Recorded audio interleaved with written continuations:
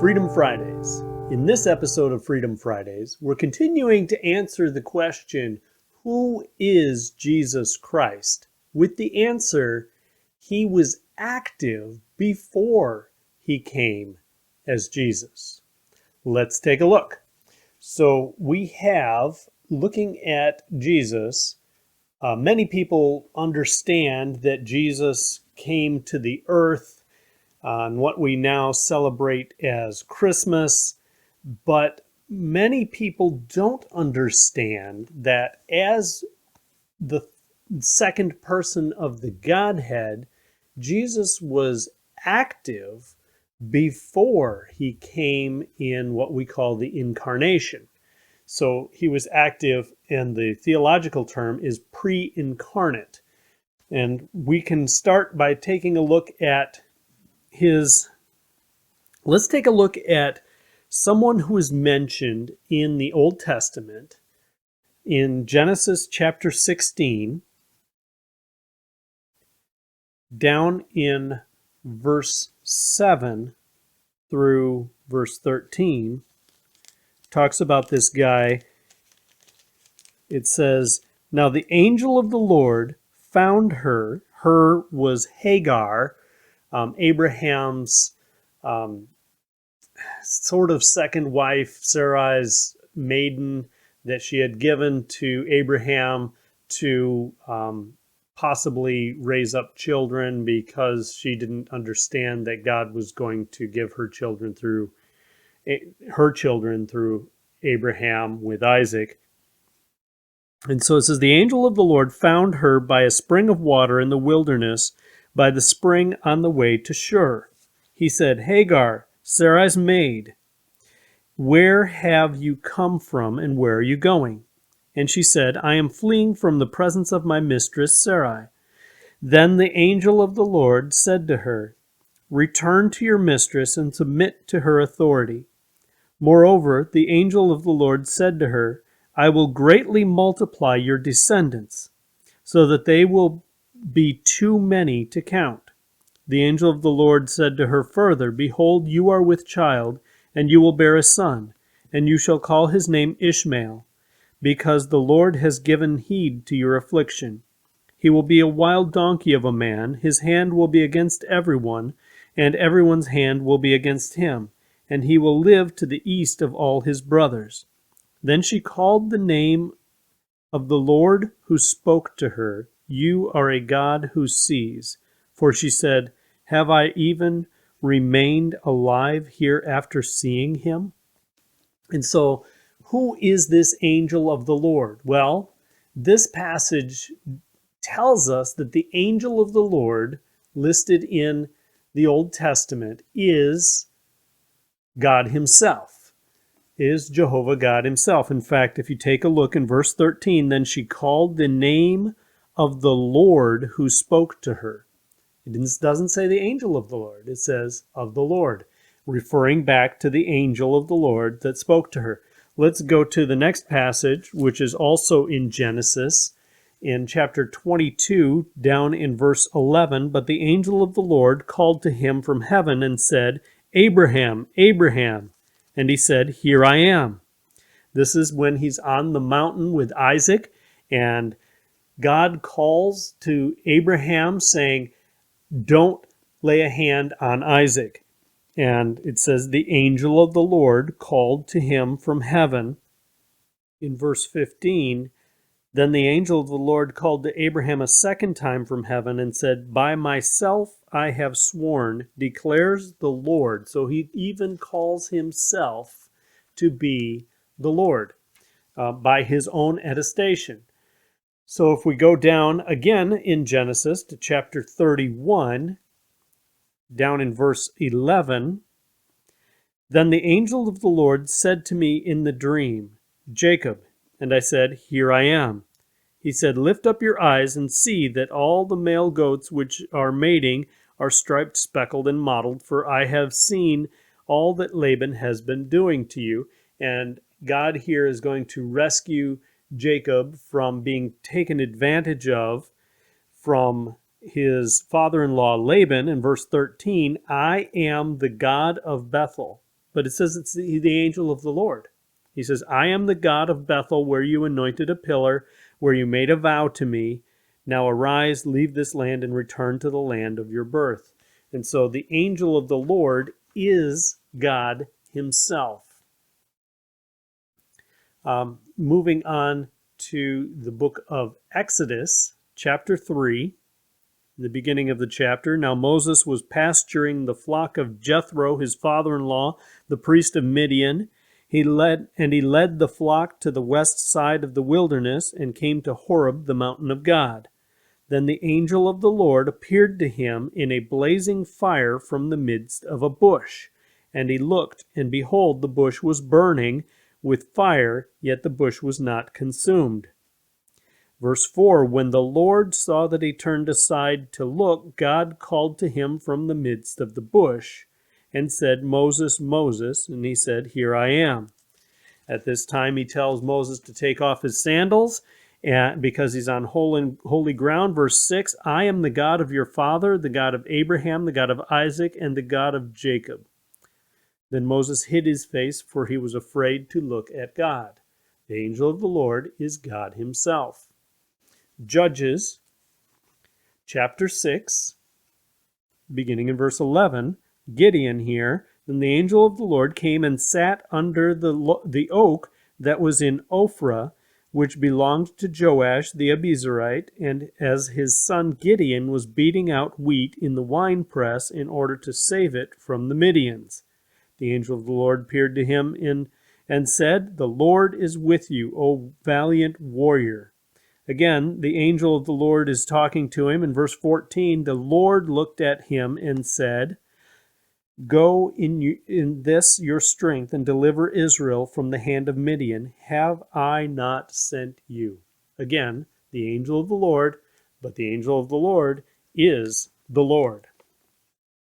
Judges chapter 13, beginning in verse 9. God listened to the voice of Manoah, and the angel of God came again to the woman as she was sitting in the field, but Manoah, her husband, was not with her. This is the parents of Samson, and he had appeared to Manoah's wife first, and then now to Manoah, and he tells them all of the things that should happen. They want to keep the angel and reward him for what he's saying. They want to reward him with a meal. He says, instead you should offer it. So verse 19, Manoah took the young goat with the grain offering and offered it on the rock to the Lord, and he performed wonders while Manoah and his wife looked on. For it came about when the flame went up from the altar toward heaven, that the angel of the Lord ascended in the flame of the altar. When Manoah and his wife saw this, they fell on their faces to the ground. Now the angel of the Lord did not appear to Manoah and his wife again. Then Manoah knew that he was the angel of the Lord. So Manoah said to his wife, we will surely die, for we have seen God. So the angel of the Lord, this character in the Old Testament, is God. But yet, at the same time, we see that the angel of the Lord is also distinct from God. So he is God, but yet he's distinct from God.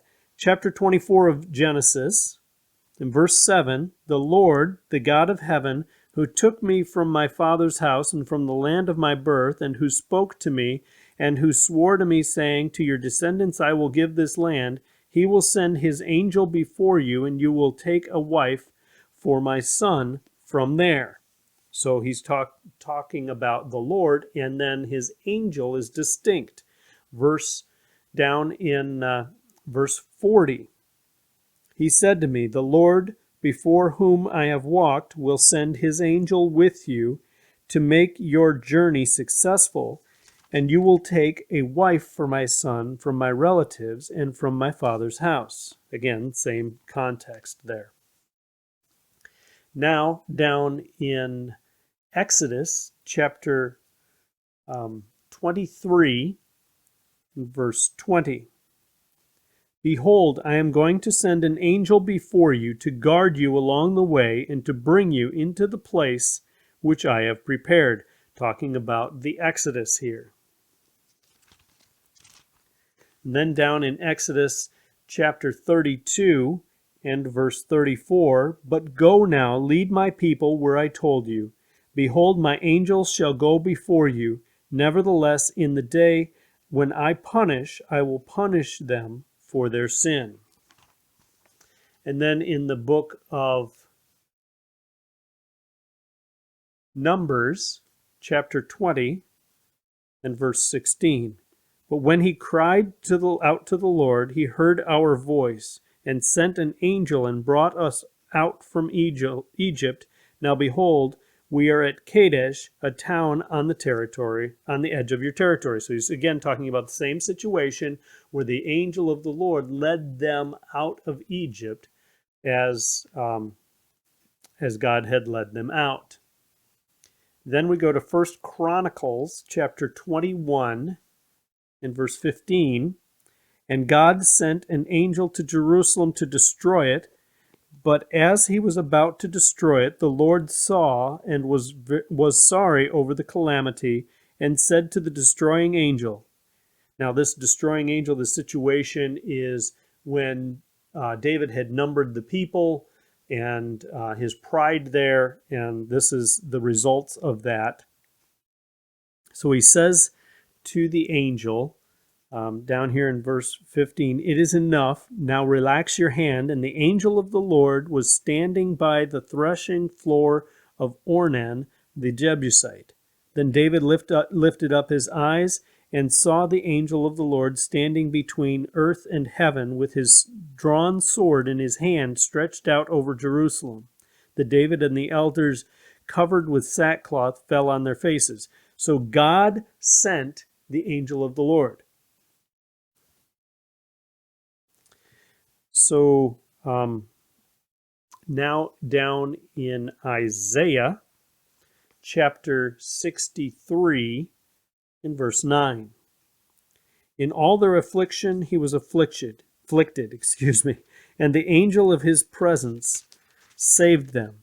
In his love and in his mercy he redeemed them, and he lifted them and carried them all the days of old. He's shown as distinct from the angel of the Lord. Now down in Daniel chapter 3, verse 25, he said, this is Nebuchadnezzar saying this, with Shadrach, Meshach, and Abednego in the fiery furnace. Look, I see 4 men loosed and walking about in the midst of the fire without harm, and the appearance of the 4th is like a son of the gods. Then Nebuchadnezzar came near to the door of the furnace of the blazing fire. He responded and said, Shadrach, Meshach, and Abednego, come out, you servants of the Most High God, and come here. Then Shadrach, Meshach, and Abednego came out of the midst of the fire. And Nebuchadnezzar had responded that in verse 28, that their God had sent his angel and delivered his servants who put their trust in him. Again, the angel of the Lord. In fact, this one is rather interesting because it says he looks like a son of God. Zechariah chapter 1, verse 12, Then the angel of the Lord said, O Lord of hosts, how long will you have no compassion for Jerusalem and the cities of Judah, with which you have been indignant these 70 years? The Lord answered the angel who was speaking with me with gracious words, comforting words. So here we have the angel of the Lord speaking with the Lord. So we have the angel of the Lord is God. We have the angel of the Lord is still distinct from God. Therefore, the angel of the Lord must be part of the Trinity, but not God the Father. And we know that the Spirit does not take a human form or a visible form. And so we see that therefore the angel of the Lord must be the visible transformation, the visible showing of Jesus, or the second member of the Trinity in the Old Testament. Let's go to Matthew chapter 3 and verse 16. After being baptized, Jesus came up immediately from the water, and behold, the heavens were opened, and he saw the Spirit of God descending as a dove and lighting on him. And behold, the voice out of the heavens said, "This is my beloved Son, in whom I am well pleased." Down in John chapter 1 and verse 18, no one has seen God at any time. The only begotten God, who is in the bosom of the Father, he has explained him. And so we have here that Jesus is the image of the invisible God. We could go to Romans chapter 1. We could go to where he talks to his disciples and they say, "Show me the Father." And he says, "Thomas, I can't believe you don't understand. I am the Father. How can you say, 'Show me the Father,' when you're looking at me?" And so, Jesus is the part of the Trinity, and he is the visible God in the New Testament. Also, interestingly enough, the angel of the Lord ceases to appear after Christ's incarnation, after he comes to this earth as Jesus. And they are both described as sent from the Father. The angel of the Lord is not the Father nor the Holy Spirit. So we've got some other Old Testament appearances here of Jesus. Genesis chapter 18, the birth of Isaac. Now the Lord appeared to him by the oaks of Mamre. So God appearing in the Old Testament, where he appears as a man who's traveling, and that's when Sarah sees him, and Abraham pulls him off to the side to give him some food, and Sarah laughs. So we see Old Testament appearances, an Old Testament appearance of God there, which would have been the angel of the Lord. And we go down to chapter 32. This is Jacob when he wrestles with God in verse 24 and following.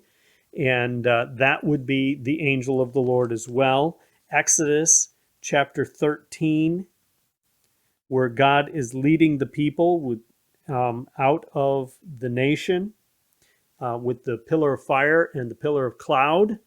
We've got we could continue to Exodus 22, Joshua 5, Ezekiel 1, Daniel 10, lots of Old Testament appearances. So we see that Jesus was active before he came as Jesus. Thank you for joining us for Freedom Fridays. We'll see you next week as we continue asking the question, who is Jesus Christ? Have a wonderful week.